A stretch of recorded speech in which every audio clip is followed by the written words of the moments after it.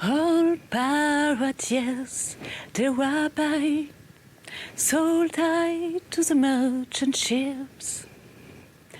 Minutes after they took I from the bottomless pits, but my hand was made strong by the hand of the Almighty.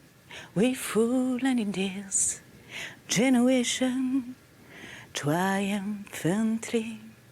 Won't you help to sing the songs of freedom? 'Cause all I ever have is redemption song. Yeah, Bob Marley est dans la place. Bonsoir à tous et bienvenue sur D8 pour un nouveau voyage au bout de la nuit, une nouvelle soirée littéraire, avec Baudelaire pour les paradis artificiels. Baudelaire qui, je le rappelle, était un grand fumeur de hashish et faisait partie donc du groupe qui n'est absolument pas secret d'ailleurs, le club des Hachichins, qui me semble a créé Théophile Gautier. Donc nous allons commencer la lecture. J'espère que vous allez pas trop vous endormir. N'hésitez pas à réagir sur les réseaux sociaux. #VBN, lâchez vos avis, vos commentaires, vos idées, ainsi que sur notre page Facebook Voyage au bout de la nuit. Bonne écoute.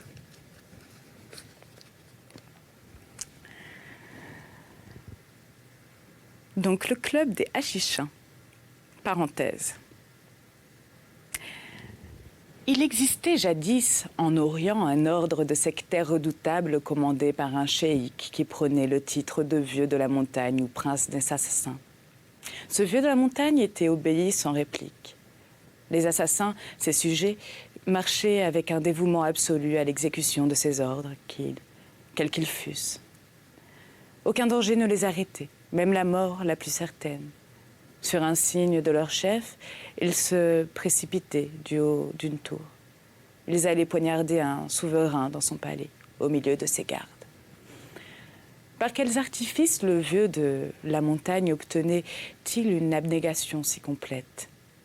Au moyen d'une drogue merveilleuse dont il possédait la recette et qui a la propriété de procurer des hallucinations éblouissantes. Ceux qui en avaient pris trouvaient au réveil de leur ivresse la vie réelle si triste et si colorée qu'ils en faisaient avec joie le sacrifice pour entrer au paradis de leurs rêves. Car tout homme tué en accomplissant les ordres du cheikh allait au ciel de droit, où s'il échappait était admis de nouveau à jouir des félicités de la mystérieuse composition.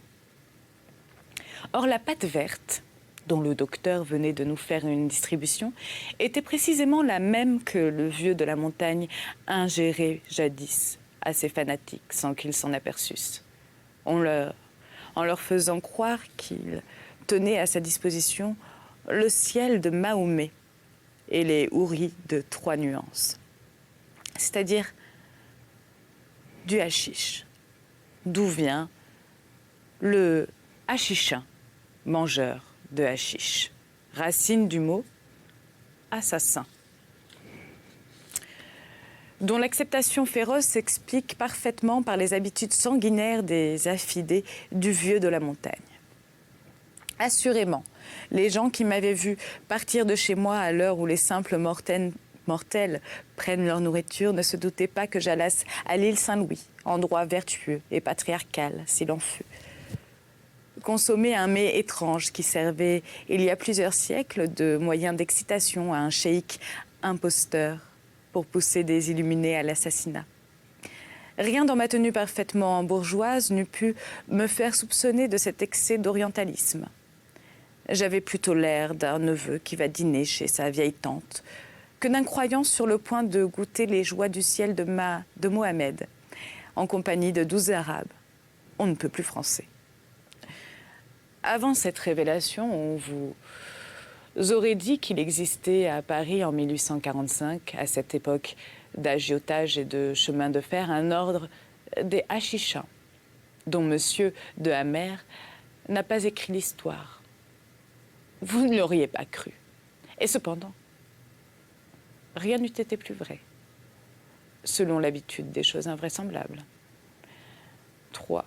Agapes. Le repas était servi d'une manière bizarre et dans toutes sortes de vaisselles extravagantes et pittoresques. De grands verres de Venise, traversés de spirales laiteuses, des vydrocômes allemands historiés de blasons, de légendes, des cruches flamandes en grès émaillé, des flacons à col grêle encore entourés de leurs nattes de roseaux remplaçaient les verres, les bouteilles et les carafes. La porcelaine opaque de Louis le Boeuf et la faïence anglaise à fleurs ornement des tables bourgeoises brillaient par leur absence. Aucune assiette n'était pareille, mais chacune avait son mérite particulier. La Chine, le Japon, la Saxe. Comptez là des échantillons de leurs plus belles pâtes et de leurs plus riches couleurs. Le tout un peu écorné, un peu fêlé, mais d'un goût exquis. Les plats étaient pour la plupart des émaux de Bernard de Palissy ou des faïences de Limoges et quelquefois le couteau du découpeur rencontrait sous les mets réels un reptile, une grenouille ou un oiseau en relief. L'anguille, mangeable, mêlait ses replis à ceux de la couleuvre moulée. Un honnête Philistin eût éprouvé quelque frayeur à la vue de ses convives chevelus, barbus, moustachus ou tondus d'une façon singulière, brandissant des dagues du XVIe siècle, des kriss malais, des navajas et courbés sur des nourritures auxquelles les reflets des lampes vacillantes prêtaient des apparences suspectes. Le dîner tiré à sa fin, déjà quelques-uns des plus fervents adeptes ressentaient les effets de la pâte verte. J'avais pour ma part éprouvé une transposition complète de goût. L'eau que je buvais me semblait avoir la saveur du vin, le plus exquis. La viande se changeait dans ma bouche en framboise. Et réciproquement, je n'aurais pas à discerner une côtelette d'une pêche. Mes voisins commençaient à me paraître un peu originaux. Ils ouvraient de grandes prunelles de Chatuan, leur nez s'allongeait en proboscite, leur bouche s'étendait en ouverture de grelots, leurs figures se nuançaient de teintes surnaturelles. L'un d'eux, face pâle dans une barbe noire, riait aux éclats d'un spectacle invisible. L'autre faisait d'incroyables efforts pour porter son verre à ses lèvres, et ses contorsions, pour y arriver, excitaient des huées étourdissantes. Celui-ci, agité de mouvements nerveux, tournait ses pouces avec une incroyable agilité. Celui-là, renversé sur le dos de sa chaise, les yeux vagues, les bras morts, se laissait couler en voluptueux dans la mer sans fond de l'anéantissement. Moi, accoudé sur la table, je considérais tout cela à la clarté d'un reste de raison qui s'en allait et revenait par instants comme une veilleuse près de s'éteindre. De sourdes chaleurs me parcouraient les membres, et la folie, comme une vague qui écume sur une roche et se retire pour s'élancer de nouveau, atteignait et quittait ma cervelle, qu'elle finit par envahir tout à fait. L'hallucination, cet hôte étrange, s'était installé chez moi. Au salon, cria un des convives. N'entendez-vous pas ces chœurs célestes? Les musiciens sont au pupitre depuis longtemps. En effet, une harmonie délicieuse nous arrivait par bouffées à travers le tumulte de la conversation. 4, un monsieur qui n'était pas invité.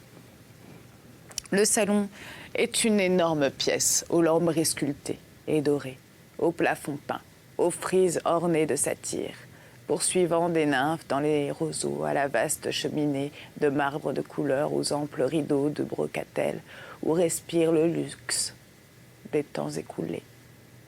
Des meubles de tapisserie, canapés, fauteuils et bergères, d'une largeur à permettre aux jupes des duchesses et des marquises de s'étaler à l'aise, reçurent les achichins dans leurs bras moelleux et toujours ouverts.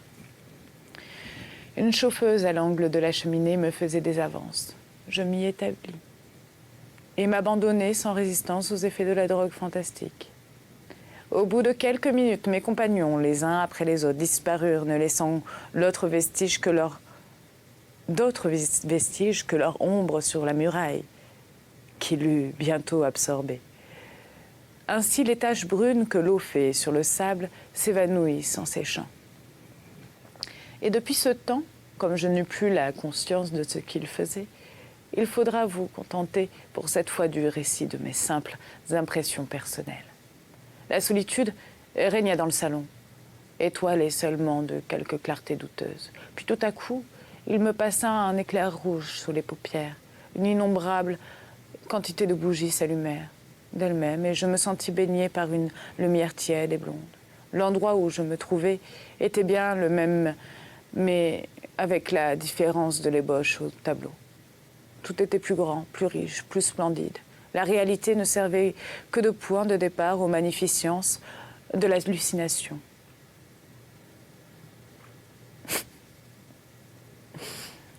Je ne voyais encore personne et pourtant je devinais la présence d'une multitude.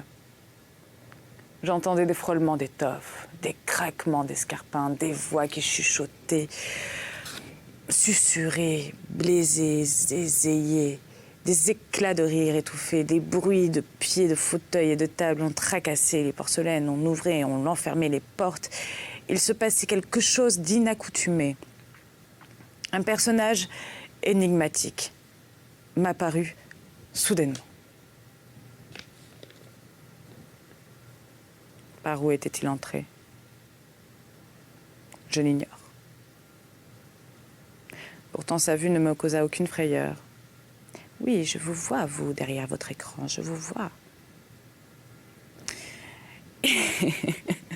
Il avait un nez recourbé, un bec d'oiseau, des yeux verts entourés de 3 cercles bruns, qu'il essuyait fréquemment avec un immense mouchoir, une haute cravate blanche empesée dans le nœud, de laquelle était passée une carte de visite où se lisaient écrits ces mots. Docus carota du pot d'or. Étranglait son col mince et faisait déborder la peau de ses joues en plis rougeâtres. Un habit noir à basque carré, d'où pendaient des grappes de breloques, emprisonnaient son corps bombé en poitrine de chapon. Quant à ses jambes, je dois avouer qu'elle était faite d'une racine de mandragore, bifurquée, noire, rugueuse, pleine de nœuds et de verrues, qui paraissait avoir été arrachée de frais, car des parcelles de terre adhéraient encore au filament. Ses jambes frétillaient, se tortillaient avec une activité extraordinaire, et quand le petit torse qu'elle soutenait fut tout à fait vis-à-vis de moi, l'étrange personnage éclata en sanglots. Et s'essuyant les yeux à tour de bras, me dit de la voix la plus dolente: « C'est aujourd'hui qu'il faut mourir de rire. » Et des larmes grosses comme des pois roulaient sur les ailes de son nez. De rire.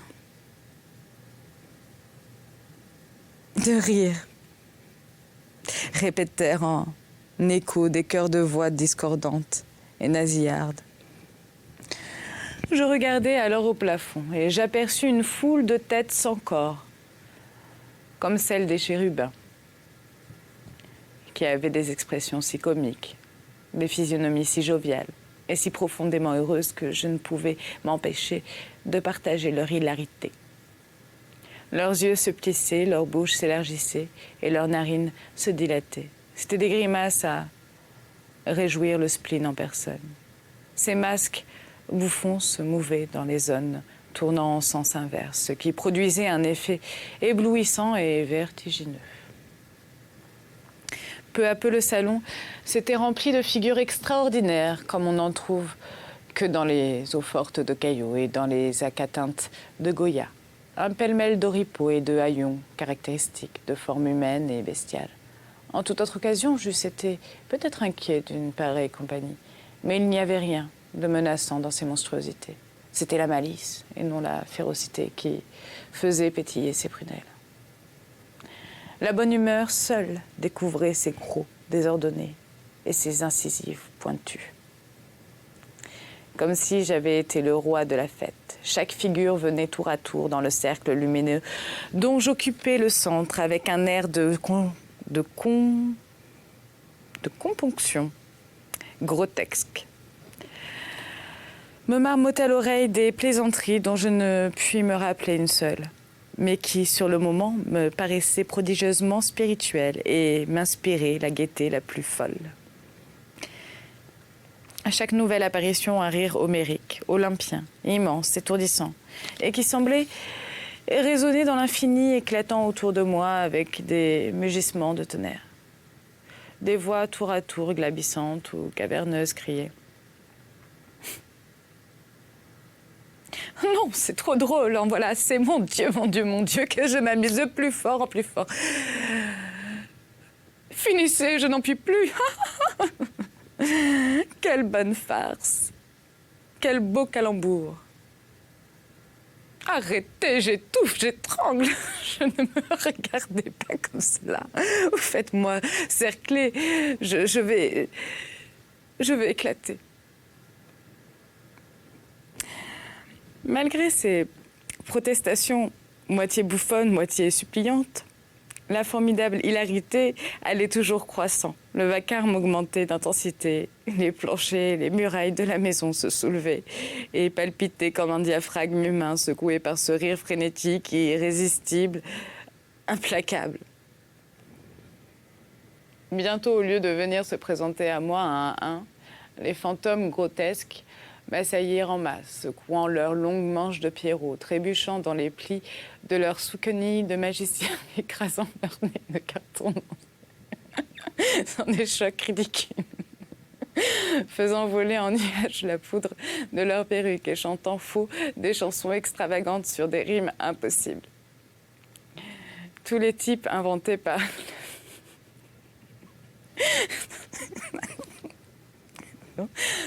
Je me reprends.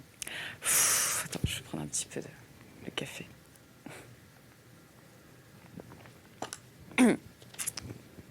On est reparti. Tous les types inventés par la verve moqueuse des peuples et des artistes se trouvaient réunis là, pas décuplés, centuplés de puissance. C'était une cohue étrange. Le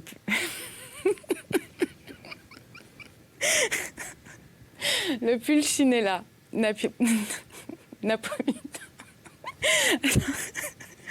Le Pulcinella napolitain tapait familièrement sur la bosse du punch anglais. L'arlequin de Bergame frottait son museau noir au masque enfariné du...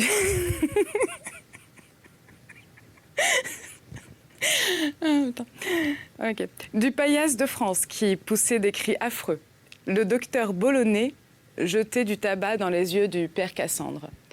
Tartaglia galopait à cheval sur un clown et Gilles donnait du pied au derrière à Don Spavento. Caragueuse, armée de son bâton obscène, se battait en duel avec un bouffon hosque. Plus loin se démenaient confusément les fantaisies des songes drôlatiques, créations hybrides, mélange informe de l'homme, de la bête et de l'ustensile. Moines ayant des roues pour pieds et des marmites pour ventre, guerriers bardés de vaisselle brandissant des sabres de bois dans des serres d'oiseaux, hommes d'état mus par des engrenages de tournebroches, rois plongés à mi-corps dans des échauguettes en poivrière, alchimistes à la tête arrangée en soufflet, aux membres contournés en alambic, ribaudes faites d'une agrégation de citrouilles à renflements bizarres, tout ce que peut tracer dans la fièvre chaude du crayon un cynique à qui l'ivresse pousse le coude. Cela grouillait, cela rampait, cela trottait, cela sautait, cela grognait, cela sifflait, comme dit Goethe dans La nuit du Walpurgis. Pour me soustraire à l'empressement outré de ces baroques personnages, je me réfugiais dans un angle obscur, d'où je pus les voir se livrant à des danses telles que n'en connut jamais la Renaissance au temps de Chicard, ou l'opéra sous le règne de Musard, le roi du quadrille échevelé.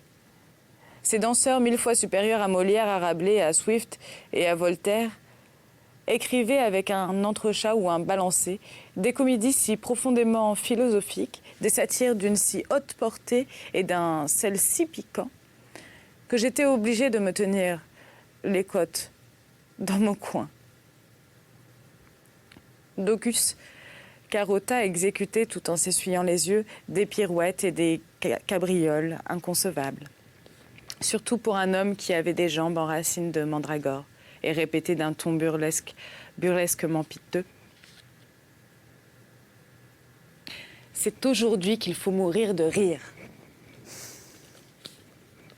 Oh, vous qui avez admiré la sublime stupidité de moi-même, d'Audry, la niaiserie enrouée d'Alcide Touzé, la bêtise pleine d'aplomb d'Arnal, les grimaces de macaque de Ravel, et qui croyait savoir ce que c'est qu'un masque comique si vous aviez assisté à ce bal de Gustave évoqué par le hashish, vous conviendriez que les farceurs les plus désopilants de nos petits théâtres sont bons à sculpter aux angles d'un catafalque ou d'un tombeau, que de faces bizarrement convulsées, que d'yeux clignotants et pétillants de sarcasme sous leur membrane d'oiseau, quel rictus de tirelire, quelle bouche en coup de hache, quel nez facétieusement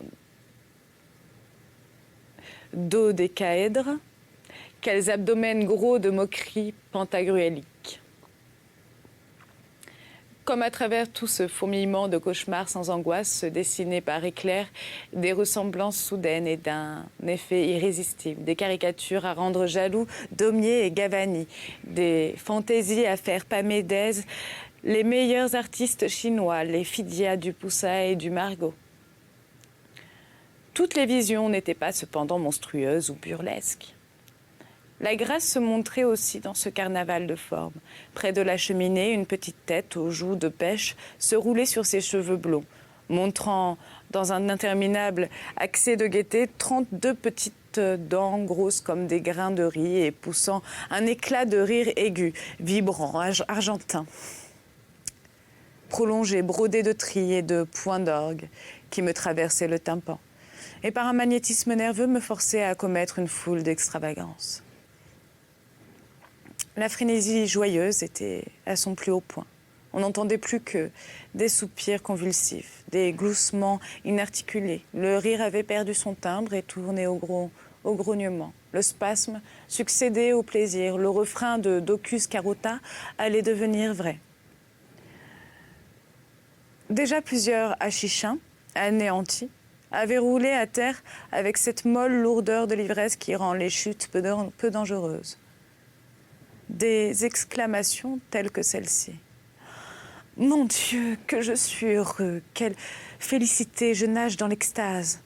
Je suis en paradis, je plonge dans des abîmes de délices. » Se croisaient, se confondaient, se couvraient. Des cris rauques jaillissaient des poitrines oppressées. Les bras se tendaient éperdument vers quelques visions fugitives. Les talons et les nuques tambourinaient sur le plancher. Il était temps de jeter une goutte d'eau froide sur cette vapeur brûlante où la chaudière eût éclaté. L'enveloppe humaine qui a si peu de force pour le plaisir et qui en a tant pour la douleur n'aurait pu supporter une plus haute pression de bonheur. Un des membres du club, qui n'avait pas pris part à la voluptueuse intoxication, afin de surveiller la fantasia et d'empêcher de passer par les fenêtres ceux d'entre nous qui seraient crus des ailes, se leva, ouvrit la caisse du piano et s'assit. Ses deux mains tombant ensemble s'enfoncèrent dans l'ivoire du clavier, et un glorieux accord, résonnant avec force, fit taire toutes les rumeurs et changea la direction de l'ivresse. Voilà, c'est ainsi que se termine donc cette troisième lecture de ce fabuleux livre que je vous recommande et qui j'espère vous a plu pour le moment. N'hésitez pas à réagir sur les réseaux sociaux, #VBN, ainsi que sur notre page Facebook Voyage au bout de la nuit et Peace and Love.